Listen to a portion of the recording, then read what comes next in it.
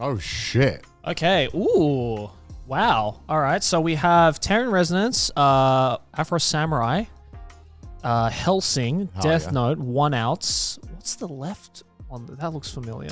There's one thing that stands out to me. Yeah. Oh my like god, a I just saw sore it. thumb. Prince of Tennis, Kokkoku, and we got handshakers in the bottom right, which is one of the considered one of the worst animes of. It's one of the worst shows ever made. Awful. Is that handshakers or is that Wiz? I No, can't it's tell. handshakers.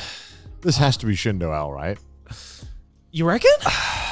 I don't know if it is. I really, I love Shindo, and I really hope he doesn't say handshakers. Oh wait, no, I think it might wait, be. it's Mudan. I think it might be Mudan's. You know why? Because Mudan told me he loved Handshakers one time. What? Yeah, and I was like, wait, isn't that like the worst anime of the year when it came out? And Yeah. he was like, yeah. So this is definitely Mudan. I fuck with One Outs though. One Outs is great. Sick. Is this Mudan? Oh my god, Mudan! Why the fuck would you put handshakers on there? I saw handshakers and I was like, it's either Shindo L or Mudan, and I'm leaning more towards Mudan just because from a visual standpoint, like from a purely visual standpoint, it's pretty impressive how Shout out to Go Hands. Yeah, it's pretty impressive how bad something can be from a visual standpoint. It's not like it's bad and nobody's trying. Someone is trying. The team is trying really hard to make something look visually interesting. Yeah, the team said how many textures Yeah, do but you didn't want? it And look the director fucking, said yes. Didn't it look shit? They just added way too many different textures. It just looks horrendous. They added way too many textures, and I think at that point they discovered like dynamic camera movement, and they tried using that shit for everything. It's like the equivalent of, when you're making your first PowerPoint presentation and you learn about the star wipe transition and you use that for every single slide. That's what it felt like the team was doing. It's like you do that with every single slide, and all the text is in word art. That's what it's like. Rainbow font word art. So what's the three in the bottom left corner? What are those three? The one with the orb. The orb one? Yeah, what's that one? I'm not Hinamatsuri. That is Hinamatsuri, and that is a fucking great series. I never actually watched that. Hinamatsuri and then Prince of Tennis. Prince of Tennis, Kokkoku. I don't know much about Kokkoku. I would be very, very interesting. All I know is that the opening is one of my favorite openings from that year. In fact, it's an absolute banger opening. Watched the first 4 episodes, and I don't remember anything about it. Same. What was that show about? It was a time travel thing, right? Was it time travel? I'm not sure. I don't even remember. I also maybe watched like the first 2 or 3 episodes and then didn't Prince pick of it up. Tennis. That's surprising. That's a classic. I thought that was. I haven't met anyone who said that's their favorite sports anime.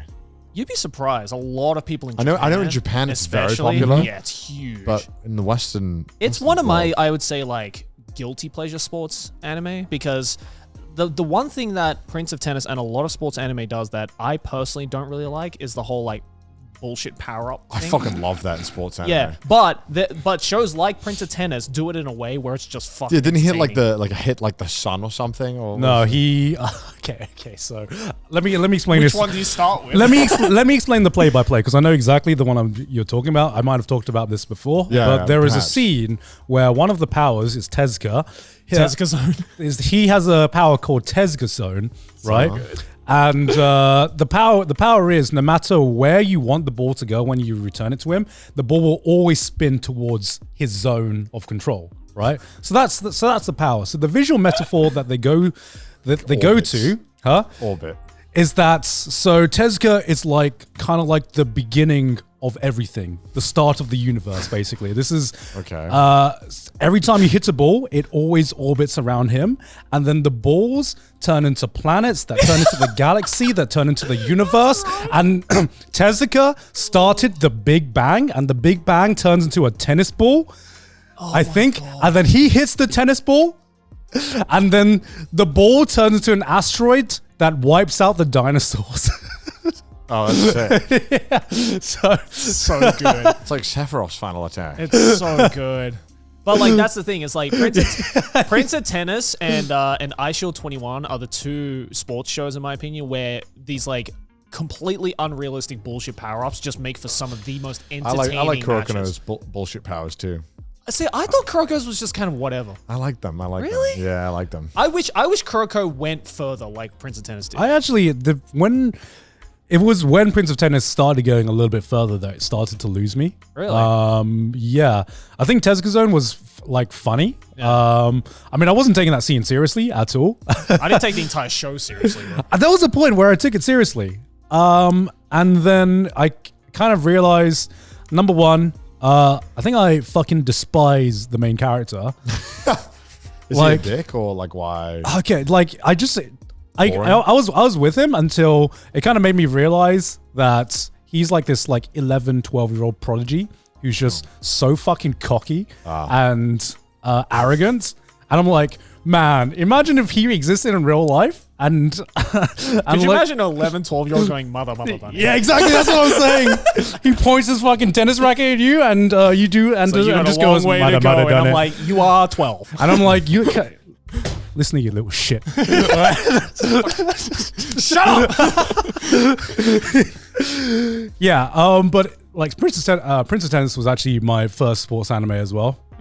I still have a lot of nostalgia over it, but I can't. It was fun. It was stupid fun. I can't say it's better than other sports anime that I've watched after Prince of Tennis. Yeah, that's why I say it's kind of like my guilty pleasure sports show, because it's like a sports show that's so ridiculous that you can't take it seriously. Yeah, and it just goes beyond a sports anime. I love that we have Death Note and then Sports Death Note on here. Yeah.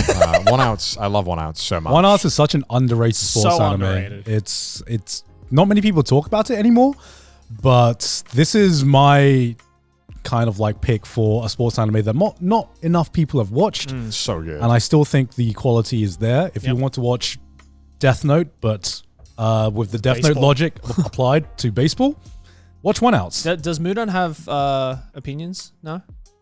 You didn't get any? Okay. Because Afro Samurai is an interesting pick. I mean, it's a fucking fantastic show, but I've never heard him even mentioning Afro Samurai. I mean, the fact that Samuel L. Jackson voices... Well, yeah. Didn't he produce crazy. it? I'm not sure, actually. I think he was one of the lead staff in that. I think he either wrote it or produced it or something. I've actually never watched it. I just know that Samuel Jackson voices him. Oh, you would love it. Really? You would love it. It's such a good show. Hellsing is who doesn't like Hellsing? I love the dub of Hellsing. The English is so fucking good. It's just fucking handshakers. Why? I can see why he likes it. Really? I mean, I can't see why anyone would like it. Midon loves bad things. Yeah. He loves... I get that. Because he loves weird shit. No, I get that, but I have a lot of shows that I love where it's it's so bad that it's good, but Handshakers wasn't even it's so bad that it's good. It's just so bad. On a visual perspective, even a storytelling perspective. Well, storytelling perspective, I think was just I can't power up unless I'm touching a girl's hand. That's literally the entire premise of Handshakers. Storytelling perspective was very generic, but from a visual perspective, it is actually incredible. I'd like to imagine that he's rebuttaling all that we're saying in the the text notes right here. Notes. This is why you're wrong. William would say something like, he'd look at you dead in the face and go, yeah, and it's awesome because they hold hands. That's what he would say. That was a really good movie. Yeah. I do like how out of everything here, there's just this nice feel-good anime that's Hinamatsuri. I never actually watched it. If there's one, Handshakers isn't the thing that stands out to me the most in this one, because it's actually Hinamatsuri, because it proves to me that Budan isn't a robot. He's a human. And he's a human with emotions. Because everything else, I'm like, okay, this is only an AI could enjoy Handshakers. I can understand the enjoyment from just a it's purely just fascinating from a purely technical perspective. That is fucking fascinating. Hinamatsuri is just so fucking feel good. It looks feel good. It's Would you recommend? I would actually recommend. Okay. The only reason I think that more people didn't talk about it was because it came out in a year that was an absolute banger of anime years in terms of shows coming out. So it just got swept under the rug. But it's one of those shows that does this whole, showing the relationship between a father and a daughter really, really well. If you watch Hinamatsuri, you are a father and you have a daughter, this is the show for you, because it'll make... So it's Usagi Drop with a good ending. It's not even good. Yeah. Yeah.